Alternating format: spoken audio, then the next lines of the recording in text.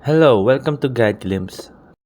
How to hide in social media what you are listening to in Spotify. On today's video, I'm going to teach you how to hide what you are listening to in social media. For example, if your Discord or maybe Facebook is connected to your Spotify and you don't want them to listen or maybe know what you are listening to in your Facebook or Discord because it's connected to Spotify or in your lock, this video is for you.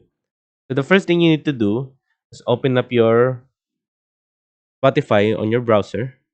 And then after that, click on your profile on the top right.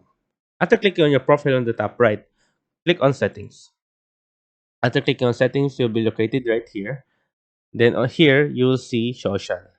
And just turn off your social. And there you go. Now, if your Spotify is connected to your Discord or link with your Facebook, they won't be able to see what you are listening to now.